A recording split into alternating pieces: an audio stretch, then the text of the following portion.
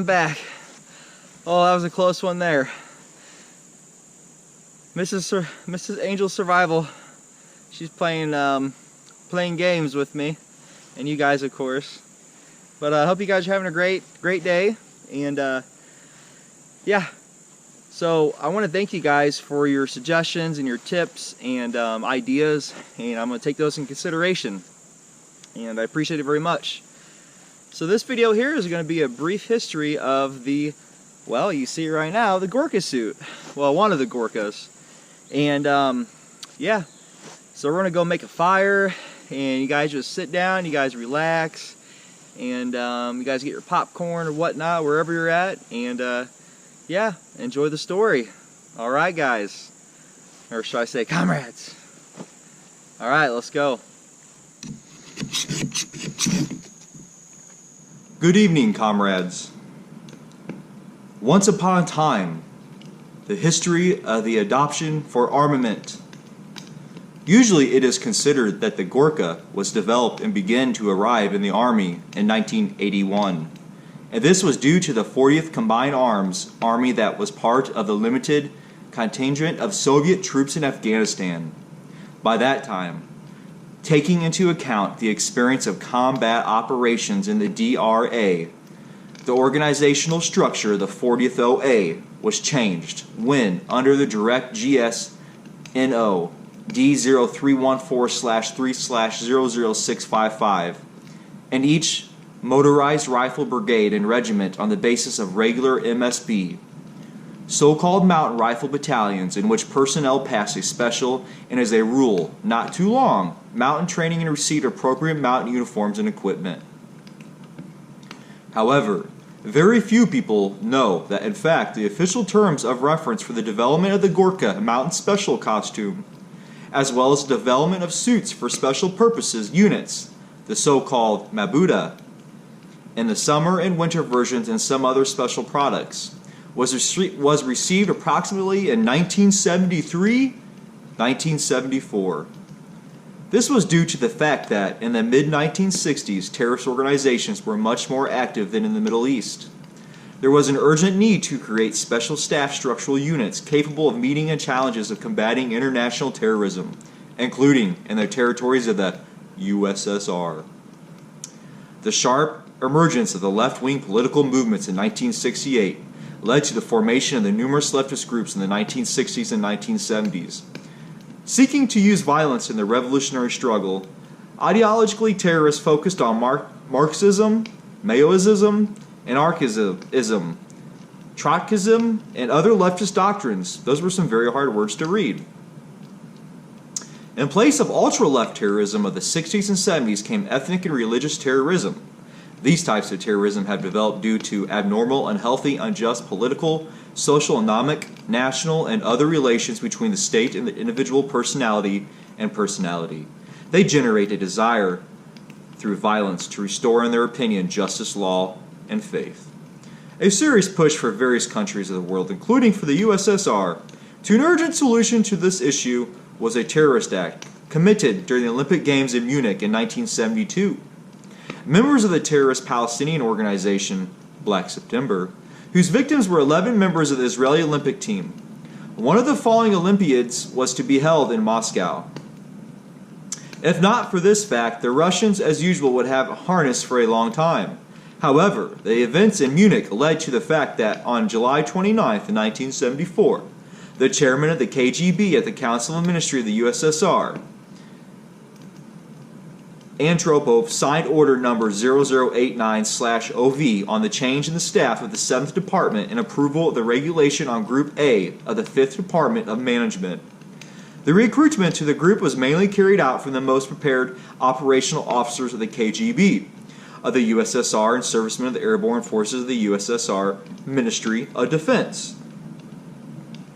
The creation of this division of highly qualified specialists required not only the development of new methods for special training, but also completely new models of weapons and equipment that ensure maximum effectiveness of the task assigned. And since the KGB of the USSR has subordinate frontier troops with their structural tasks, that are the same demand as special equipment, despite the fact that the working relations with the GRU-GSH were, as always, complicated by active internal competition. The moment of consideration of the tasks and thoughts as a result of decision with special units at different levels and in different geographic locations could comfortably carry out the assigned tasks. The time has come to resolve the issue of developing a regular Spetsnaz equipment. In the light of simultaneous consolidation of the various competition agencies, additional assistance in the development of equipment, all the same provided the same experience as special units and units related to the main intelligence agency. In the 1970s and 1980s, the Ministry of Defense of the USSR had up to 13 brigades of the Special Forces. It was during this period that they began active combat work in a number of hotspots in the world, including Angola, Mozambique, Ethiopia, Nicaragua, Cuba, Vietnam, etc., etc. The strong presence of Special Forces was, of course, in the DRA, where the Special Forces came before the beginning of the introduction of troops. Muslim Battalion, storming the Palace of Amen. As part of the limited Soviet contingent, by 1985, 8 DPS units had been developed in the DRA, which had been organizationally organized into 2 brigades. Beginning from the 1975 to 1976, the first experimental samples of the Mabuda mountain costume and some other special items by limited parties began to arrive for testing the units as special purpose units of the GSH, the created Group A, and some operational groups of the Border Guard of the KGB of the USSR. As a result, approximately by 1978-1979, the model of the mountain costume acquired a more or less complete form, which we see, for example, in the photographs about the war in Afghanistan, and by 1980-1981, the supply of mountain suits, which in addition had a woolen sweater, a shawl, and same mask POT, as an independent type of equipment began to take on a relatively massive scale.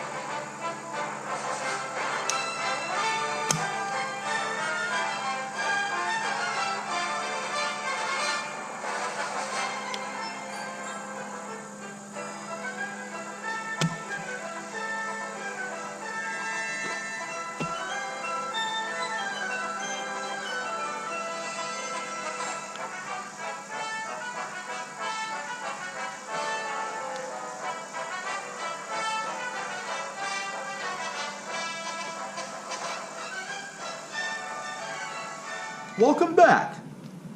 The history of creation.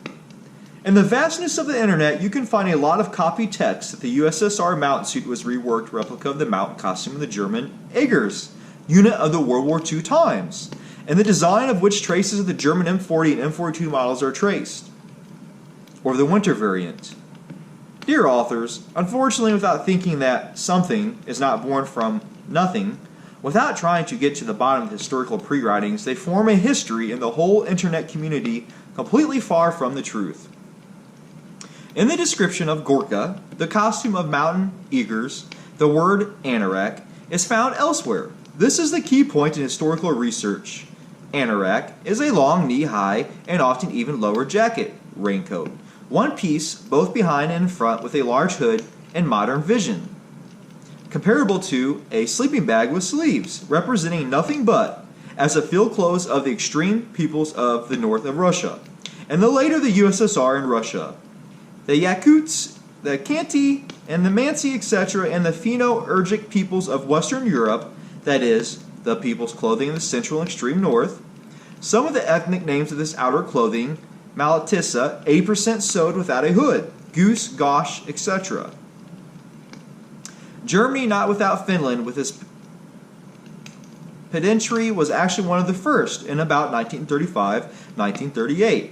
To summarize the experience of building ethnic clothes for emergency situations, applying the concept of the cut of this garment to the needs of providing separate units of regular troops, that, in the conditions of World War II, had a relatively massive nature of the supply of certain arms, mainly SS and the unit Monteegers. But it was not primacy, but just an optimization of the ancestors' experience to the current time. At this time, from 1935 and almost to 1941, in the USSR, once again, the cleaning of the party and power apparatus was actively going on.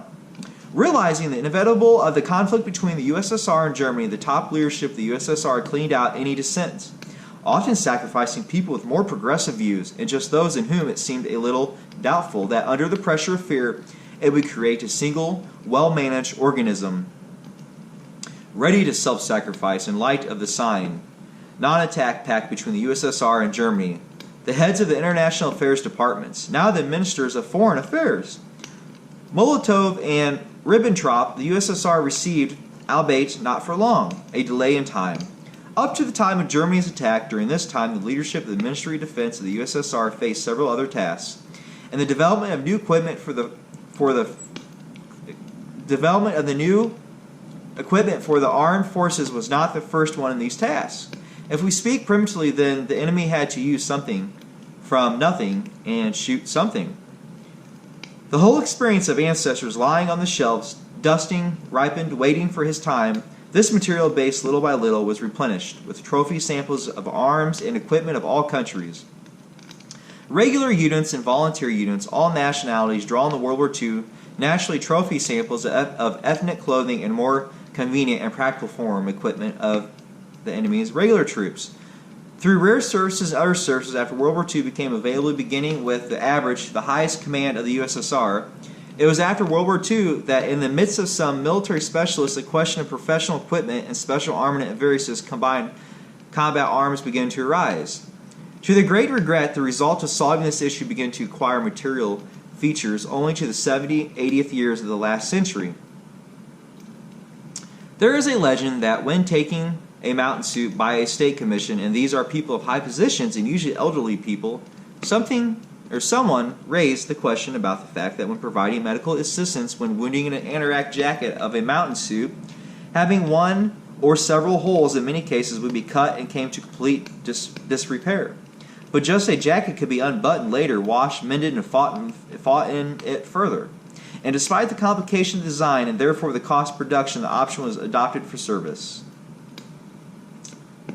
And there you comrades have it. That is the end of the brief history of the Gorka suit. The author is unknown as well. I hope you guys enjoyed this, and if you guys like my videos, please hit the subscribe button, like, and share. And I appreciate your time, and I look forward to more suggestions, tips, and whatever else you guys want to throw at me. God bless you guys, and see you in the next video.